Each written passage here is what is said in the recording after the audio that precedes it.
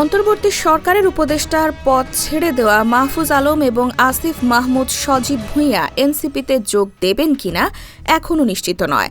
তারা গণ অধিকার পরিষদে যোগ দিয়ে বিএনপি জোটের প্রার্থী হবেন বলে গুঞ্জন শোনা যাচ্ছে। তবে রাজনৈতিক সূত্রের খবর, প্রত্যাশিত পদমর্যাদা পেলে এনসিপিতেই যাবেন সদ্য সাবেক দুই উপদেষ্টা। গত বুধবার সন্ধ্যায় প্রধান উপদেষ্টা ড মোহাম্মদ ইউনূসের কাছে পদত্যাগপত্র জমা দেন দুই তরুণ উপদেষ্টা।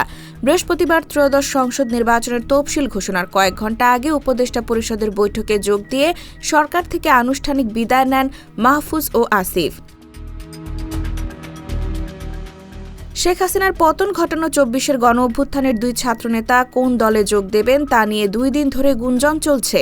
এনসিপির জ্যেষ্ঠ যুগ্ম আহ্বায়ক আরিফুল ইসলাম আদিব বলেন, তারা অভ্যুত্থানের ছাত্র নেতৃত্বে গঠিত দলে আসবেন। তবে সরকারি দায়িত্ব থেকে মুক্ত হয়ে তারা কয়েকদিন সময় নিচ্ছেন। কয়েকদিনের মধ্যে সব স্পষ্ট হয়ে যাবে। গত ফেব্রুয়ারিতে উপদেষ্টার পদ ছেড়ে এনসিপির প্রতিষ্ঠাকালীন আহ্বায়কের দায়িত্ব নিয়েছেন অভ্যুত্থানের আরেক নেতা নাহিদ ইসলাম। এনসিপি সূত্রের খবর, আসিফ দলটিতে যোগ দিতে গুরুত্বপূর্ণ সাংগঠনিক দায়িত্ব পাওয়ার নিশ্চয়তা চান। আহ্বায়কের পরের পদমর্যাদা চান। উপদেষ্টার পদ ছাড়তে অনিচ্ছুক মাহফুজ সাংগঠনিক ক্ষমতা না চাইলেও দলে গুরুত্বপূর্ণ অবস্থান চান। ফলে এনসিপিতে যোগ দেওয়া নিশ্চিত হচ্ছে।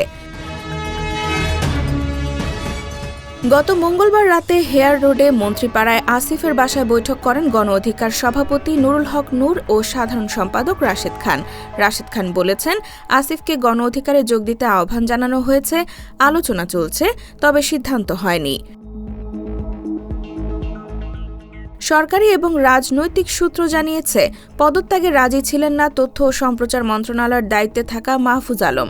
তিনি নির্বাচন না করে সরকারে থাকতে চেয়েছিলেন, কিন্তু প্রধান উপদেষ্টা এবং সরকারের পক্ষ থেকে তাঁকে জানিয়ে দেওয়া হয়, নির্বাচনকালীন দায়িত্বে সরকারের নিরপেক্ষতা প্রশ্নমুক্ত রাখতে পদত্যাগ করতে হবে। এনসিপির এক জ্যেষ্ঠ নেতা বলেন, মাহফুজ নির্বাচনে আগ্রহী ছিলেন না, এখনও নন, কিন্তু পরিস্থিতির কারণে তাকে শেষ পর্যন্ত নির্বাচন করতে হবে। লক্ষ্মীপুর ১ আসনে তিনি প্রার্থী হবেন। দলে এলে এনসিপির মনোনয়ন পাবেন। এজন্য লক্ষ্মীপুর ১ আসনে প্রার্থী ঘোষণা করা হয়নি। IBTV USA, new York.